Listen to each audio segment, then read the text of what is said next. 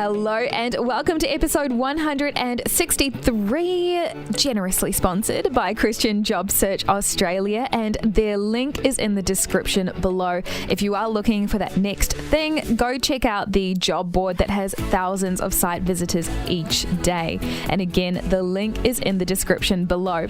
All of this week, my guest is Riley Clemmons. Now, if you don't know who Riley Clemmons is, chances are you've heard her music if you listen to a Christian radio station. She's got some incredible songs. She's released 2 studio albums and is definitely one of the up-and-coming artists in this space. But aside from all her accolades, this podcast and all of these conversations are about getting into the nitty-gritty of who we are as individuals, who we are as children of God, and our relationship with Jesus. And she's got so much wisdom to share today. And interestingly enough, that is the topic today.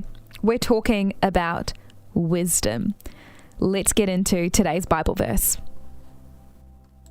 Become wise by walking with the wise. Hang out with fools and watch your life fall to pieces. Proverbs 13:20, the Message.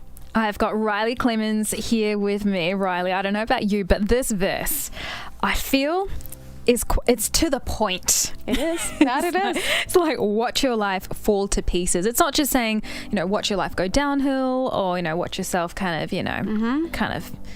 dither away. It's no, your life will fall to pieces. It's not mincing anything here. It's very direct. It's true. That's my first impression. I kind of like it for that. What about you? My first impression of it is it makes me a little uncomfortable. It's one of those where I think, man, sometimes scripture hits you in a way that's like, ooh, okay, yeah, all right, okay, I hear you, God, I hear you, God. And I used to feel very afraid of that feeling, but now I think I've learned to embrace it a bit more. I think that obviously God's word is very intentional, and this is one of those verses that, based on my experience, is relatable to a broad variety of people. I heard this verse, I'm sure I'd heard it previous to this, but the first time I remember writing it down and memorizing it was in the 6th grade. I had a literature teacher. Again, I went to a Christian school, so we were able to read from the Bible and talk about the Bible. Huge gift, huge blessing.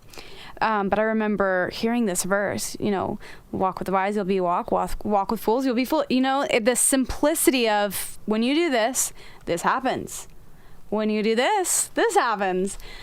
So yes, I like that it's to the point.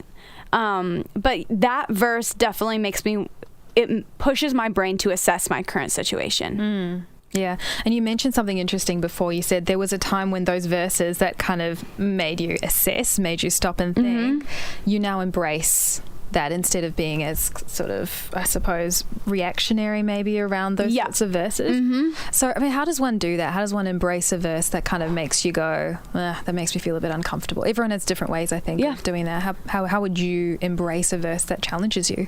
I have discovered of myself, I am a true perfectionist. And when I feel like I am not perfect, that makes me very uncomfortable. So there's been a lot of discomfort in this life. That's always been a challenge for me, is I'm very type A. I want to do things right. I generally thrive off of this idea that I'm doing things right. And so when I hear a verse that challenges me, I'm like, I'm not perfect. And of course, I'm like, Riley, you've known this, but it's still one of those uncomfortable things.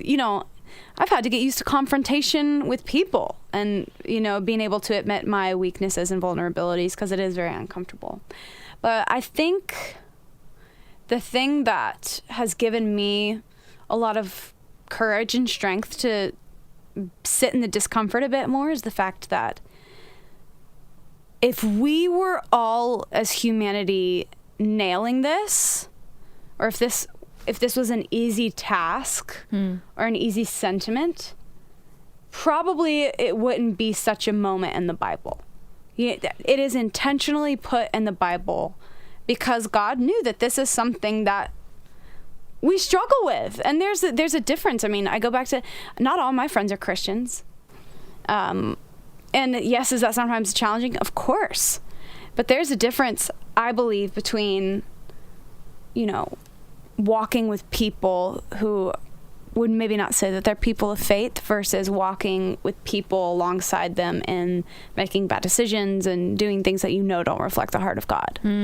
But this has been one of those verses that's pushed me to go, okay, how do you walk with the wise and embrace wisdom as it is and yet reflect the heart of Jesus and pull people towards the heart of Jesus? Right. I'm learning, Yeah, I love how you said that there's different ways of walking alongside people. And I think it's access. I think that's the difference, is you can walk beside someone and be with them. But I think when you start living out according to the way they live their life and the values that they have, you've given them access. And I remember going through a time in my life where I had mentors and people who would walk alongside me, and they were amazing, but they didn't ask me for advice on what on what they should do with their mortgage and all those sorts of things, because it was one way. It was a beautiful relationship, but there was definitely a boundary of access there. And I think that's something to consider when unpacking this verse as well. Like, well, you might be thinking to yourself listening, I walk with the wise, but are you actually accessing their wisdom? Something. Okay. Something to think about. You're making an excellent... That's such a good point. There's a difference between walking next to people and walking alongside them. I think that's one of the boundaries, is something that I'm continually learning, is, how do you support the people in your life through the good and bad seasons without letting them drag you to a dark place.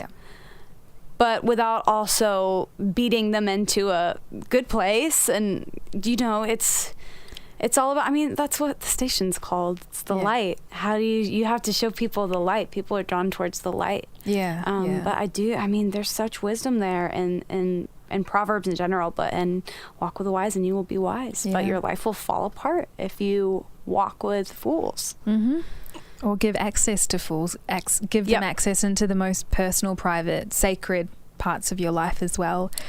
It's a tough verse because it calls you to account. It causes you to think and evaluate. And the application for today's verse might be to actually evaluate, who are you walking alongside? Who are you walking with? Who has access? Who doesn't have access? And just maybe getting like a little bit listy with it. I get very listy with things. I feel that helps me. It helps me. I love a good list. And crossing stuff off that list. I do. So do you have a story, Riley, of how this verse has maybe come alive in your own world? If I do. I think back on a couple different occasions. In particular, I think in this journey I think back to high school, personally. I'm 23, so I've been out of high school for a second, but not that long. You have a lot of experiences, though, in high school. People talk about high school forever. That tells you how many rich experiences are in that whirlpool. And I believe that there's probably somebody around that age, maybe even college or younger than high school, listening, or even just... I still deal with these things today in terms of wanting community, wanting to make friends, but you're never going to align with everybody's beliefs totally. But I look back on high school years and what it meant to want to fit in and want to be friends with people, but also how to have boundaries and, deciding that I wanted to live my life a certain way and that I wanted to keep certain things sacred and, all of that stuff. But I think about that in particular. And I have definitely, I have walked with fools before. That's the honest truth. Haven't we all? Yeah. That's the thing. I think we can all pinpoint a season where we look back and it's like, meh, that probably in hindsight wasn't the healthiest decision for my brain and my faith. Yet there are lessons to be learned from it. And I do think that walking through those seasons of seeing, just like the toxicity of social media and seeing how being on social media too much is toxic for your brain and your faith. Same way with people.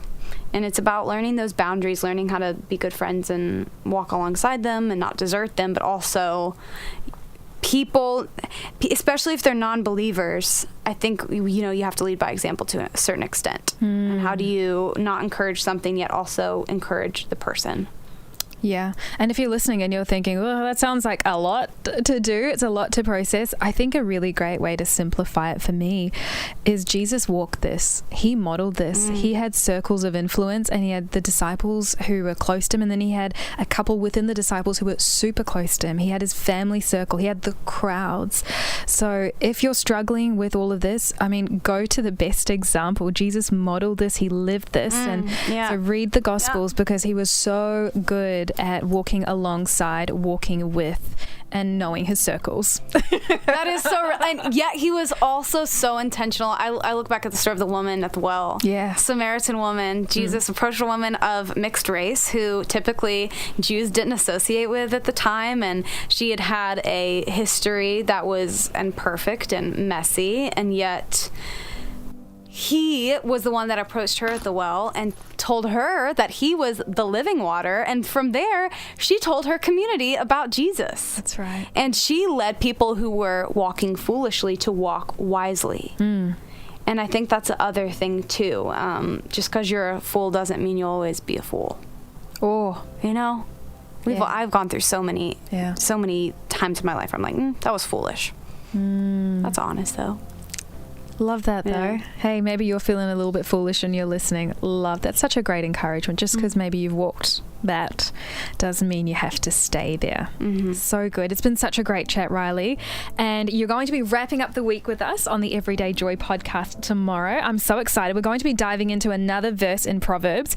And if you'd like to get in early, check out Proverbs chapter 12. We'll be picking a verse from there. Riley, I'll catch up again tomorrow. See you tomorrow.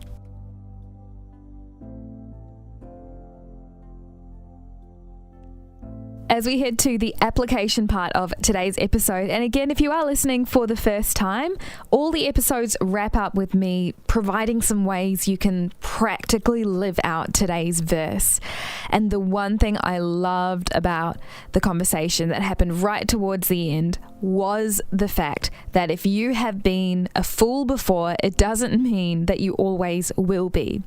If you've made some pretty bad decisions, you can change that around. Wisdom is there for anyone who wants it. God gives it out generously and freely. And so you don't have to wave that banner around that I'm a fool for life. No, you get the opportunity to change your story when you hand your life and your decisions over to God, when you allow him to lead you and to guide you. Just really feel like someone needed to hear that. Just because you've been foolish in the past doesn't mean that's what the rest of your life is going to look like. In fact, the wisest decision that you can make right now is to choose to live life differently, to live life wisely. The other piece of application, and I love a good list, is to write down the names of all the people who you will allow to speak wisdom into your life and all the people who look to you for wisdom.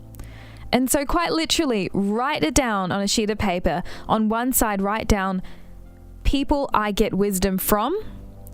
And then on the other side, write down people who come to me for wisdom. Now, people might not come to you knocking on your door saying, hello, please give me some wisdom. Please give me some advice.